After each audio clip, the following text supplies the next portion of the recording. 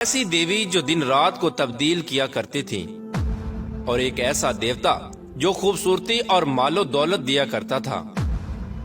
یہ دونوں دیوی اور دیوتا کون تھے، اور عرب کے مشہور زمانہ جاہلیت میں بت پرستی کا آغاز کیسے ہوا، اور کعبہ میں بتوں کو لانے والا شخص کون تھا، اور عرب کے مشہور بت یعنی لات اور عزا کون تھے؟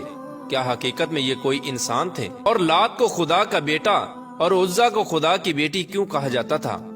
اور پھر حضور پاک صلی اللہ تعالی علیہ وآلہ وسلم نے ان دونوں بتوں کا خاتمہ کس طرح فرمایا؟ پیار دوستو، ان تمام تر سوالات کے جوابات قرآن و حدیث کی روشنی میں آج کی اس ویڈیو میں ہم آپ کو بتائیں گے، لہٰذا آپ سے گزارش ہے کہ ہماری اس ویڈیو کو اینڈ تک ضرور دیکھیے گا۔ پیارے دوستو، جب سے اللہ تبارک و تعالی نے اس کائنات کو تخلیق فرمایا تو ہر دور کے اندر شیطان نے انسانوں کو گمراہ کرنے کے لیے اللہ تبارک و تعالی کی وحدانیت سے دور کر کے بت پرستی کے اندر مبتلا کر دیا۔ آج کی اس ویڈیو میں ہم آپ کو بتائیں گے کہ کعبہ کے اندر بت پرستی کس طرح شروع ہوئی، اور کس طرح کعبہ کے مسلمانوں کو شیطان نے اللہ تبارک و تعالی کی وحدانیت سے دور کیا اور بت پرستی کے اندر مبتلا کیا۔ اللہ تبارک و تعالی قرآن پاک کی سورہ نجم میں ارشاد فرماتا ہے، پھر کیا تم نے لات اور عزا کو بھی دیکھا اور تیسرے منات گھٹیا کو بھی؟ پیارے دوستو، زمانہ جاہلیت میں عرب کے لوگ اللہ تبارک و تعالی کی وحدانیت کو چھوڑ کر بتوں کی پوجا کیا کرتے تھے اور ایمان کو چھوڑ کر اس شرک کے اندر مبتلا تھے۔ ویسے تو عرب کے اندر بہت سارے بتوں کی پوجا کی جاتی تھی، لیکن عرب کے دو مشہور بت تھے جن کا نام لات اور عزا تھا۔ لات کے معنی جھک جانا ہے، چونکہ لوگ اس کے سامنے اکثر جھکے رہتے تھے اور اس کو کثرت کے ساتھ سجدہ کیا کرتے تھے۔ پیارے دوستو، مشرکین مکہ کا یہ عقیدہ تھا کہ لات خوبصورتی، زرخیزی اور خوشحالی دیتا ہے، جبکہ عزا دیوی سیاہ و سفید کی مالک ہے، دن رات کو تبدیل کرنا اس کی ذمہ داری ہے۔ مشرکین مکہ لات کو خدا کا بیٹا اور عزا کو خدا کی بیٹی کہا کرتے تھے۔ پیارے دوستو، زمانہ جاہلیت کے اندر یہ دونوں بت عرب کے اندر اتنے مقبول تھے کہ لوگ بات بات پر ان بتوں کی قسمیں کھایا کرتے تھے، اور ان بتوں کی حفاظت کرنے والے کاہن لات اور عزا کے نام پر لوگوں سے بہت سارا مال و دولت کماتے اور روپیہ پیسہ اکٹھا کرتے تھے۔ پیارے دوستو، اب بات کرتے ہیں کہ عرب کے یہ دونوں مشہور بت یعنی لات اور عزا کہاں سے آئے اور ان کی عبادت کیسے شروع ہوئی۔ روایات میں آتا ہے کہ عرب کا ایک مشہور اور نیک آدمی تھا جس کا نام لات تھا۔ چونکہ مکہ میں لوگ مکہ کی زیارت کے لیے کثرت کے ساتھ آیا کرتے تھے، اور یہ شخص بہت زیادہ مہمان نواز تھا۔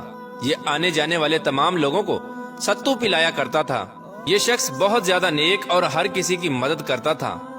صحیح بخاری میں حضرت ابن عباس رضی اللہ تعالی عنہ فرماتے ہیں کہ لات ایسا شخص تھا جو حاجیوں کے ستوؤں کو گھولا کرتا تھا۔ اسی زمانے میں عزا نامی ایک نیک اور شریف لڑکی تھی۔ یہ عزا نامی خاتون طائف کے لوگوں کو ایک ویران مکان میں ملی تھی۔ اسی وجہ سے عزا کے بارے میں نعوذ باللہ یہ مشہور تھا کہ وہ خدا کی بیٹی ہے۔ جب یہ عزا نامی خاتون جوان ہوئی تو جو کوئی بھی اس کو بری نظر سے دیکھتا وہ کسی نہ کسی بیماری یا مصیبت کے اندر مبتلا ہو جاتا۔ چنانچہ اس صورتحال کو دیکھ کر مکہ اور طائف کے سرداروں نے یہ فیصلہ کیا کہ لات اور عزا کی شادی کرا دی جائے۔ چنانچہ تمام سرداروں کی مشاورت کے بعد لات اور عزا کی شادی کروا دی گئی، اور شادی کی پہلی رات ایسا واقعہ پیش آیا جس کو دیکھ کر تمام لوگوں کے ہوش اڑ گئے۔ کہا جاتا ہے کہ لات اور عزا جب شادی کی پہلی رات اپنے حجرہ عروسی یعنی کمرے میں داخل ہوئے تو اس کے بعد وہ دونوں لوگوں کو کبھی نہ ملے۔ وہ ہمیشہ ہمیشہ کے لیے اپنے کمرے سے غائب ہو گئے، نہ جانے وہ کہاں چلے گئے۔ اس طرح ان دونوں کے غائب ہونے کے بعد لات کے چاہنے والے لوگ یہ کہتے رہے کہ لات اور عزا ہمیشہ کے لیے امر ہو گئے ہیں، جبکہ عزا دیوی کو چاہنے والے لوگ یہ کہتے تھے چونکہ عزا کو کبھی کسی مرد نے ہاتھ نہ لگایا تھا، اسی لیے اس کی پاکیزگی کو ہمیشہ کے لیے بچا لیا گیا۔ پیارے دوستو، اس زمانہ جاہلیت میں ایک شخص تھا جس کا نام سردار عمر بن لاہی تھا۔ اس بدبخت شخص نے ان دونوں کی یاد میں بہت بڑے بڑے دو بت بنا دیے۔ چونکہ تمام عرب کے لوگ ان دونوں سے بہت محبت کرتے تھے، تو جیسے جیسے وقت گزرتا گیا تو لوگ ان کے سامنے منتیں مانگنے لگے، اور ایک دن ایسا آیا کہ لوگ ان کے سامنے اپنی قربانیاں پیش کرنے لگے اور ان دونوں بتوں کی پوجا اور سجدہ کرنے لگے۔ ابن اسحاق رحمت اللہ تعالی علیہ فرماتے ہیں کہ لات بت طائف کے قبیلہ بنو ثقیف کے زیر نگرانی تھا، اور اس سے ہونے والی آمدنی انہی میں تقسیم ہوتی تھی۔ ان دونوں بتوں کو بنانے والا شخص عمر بن لاہیہ نے لوگوں کے درمیان یہ بات مشہور کر رکھی تھی کہ تمہارا رب سردی کے موسم میں لات کے پاس ہوتا ہے اور گرمی کے موسم میں عزا کے پاس رہتا ہے۔ اس لیے لوگ ان دونوں بتوں کی تعظیم کرتے اور ان کی پوجا کیا کرتے تھے، اور ان کے لیے ایک خاص قسم کے حجرے بھی بنا رکھے تھے۔ جس طرح لوگ کعبہ کو قربانی کا جانور بیچتے تھے، اسی طرح یہ لوگ ان دونوں بتوں کے لیے قربانی کا جانور بھی بیچتے اور ان کے ناموں پر قربانی کرتے۔ روایات میں آتا ہے کہ فتح مکہ کے بعد حضور اکرم صلی اللہ تعالی علیہ وآلہ وسلم نے ان دونوں بتوں کا خاتمہ کروایا۔ جس طرح کے ابن کثیر لکھتے ہیں کہ لات بت کو توڑنے کے لیے حضور کریم رؤوف الرحیم صلی اللہ تعالی علیہ وآلہ وسلم نے حضرت مغیرہ بن شیبہ کو بھیجا، جنہوں نے حضور پاک صلی اللہ تعالی علیہ وآلہ وسلم کے حکم کے مطابق اس لات بت کو توڑ کر وہاں پر مسجد طائف قائم کر دی۔ اسی طرح عزا دیوی کے خاتمے کے لیے حضور پاک صلی اللہ تعالی علیہ وآلہ وسلم نے حضرت خالد بن ولید کو بھیجا۔ حضرت ابو طفیل رضی اللہ تعالی عنہ سے مروی ہے کہ وہ فرماتے ہیں کہ جب رسول اللہ صلی اللہ تعالی علیہ وآلہ وسلم نے مکہ مکرمہ فتح کیا تو حضرت خالد بن ولید کو بطن نخلہ کی جانب بھیجا، اور وہاں پر عزا نامی بت تھا۔ حضرت خالد بن ولید اس درخت کے پاس گئے اور کیکر کے درختوں کو کاٹ دیا اور عزا کے حجرے کو گرا دیا، اور اس حجرے کو گرا دیا جس حجرے کو لوگوں نے عزا کے لیے تعمیر کیا تھا۔ پھر حضرت خالد بن ولید نے حضور پاک صلی اللہ تعالی علیہ وآلہ وسلم کی بارگاہ میں حاضر ہو کر اس واقعے کی اطلاع دی، تو حضور پاک صلی اللہ تعالی علیہ وآلہ وسلم نے ارشاد فرمایا کہ دوبارہ جاؤ، تم نے کچھ کیا ہی نہیں۔ چنانچہ حضور پاک صلی اللہ تعالی علیہ وآلہ وسلم کا حکم پاتے ہی حضرت خالد بن ولید دوبارہ اسی طرف روانہ ہوئے اور وہاں پہنچ کر اپنے آپ کو چکنا رکھا۔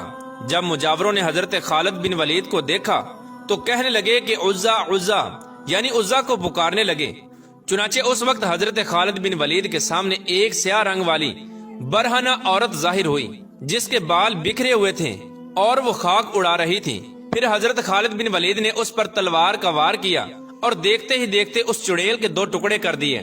اس عورت کو قتل کرنے کے بعد حضرت خالد بن ولید حضور پاک صلی اللہ تعالی علیہ وآلہ وسلم کی بارگاہ میں دوبارہ حاضر ہوئے اور اس واقعے کے بارے میں حضور پاک صلی اللہ تعالی علیہ وآلہ وسلم کو اطلاع دی، تو حضور پاک صلی اللہ تعالی علیہ وآلہ وسلم نے ارشاد فرمایا کہ ہاں وہ عزا ہی تھی۔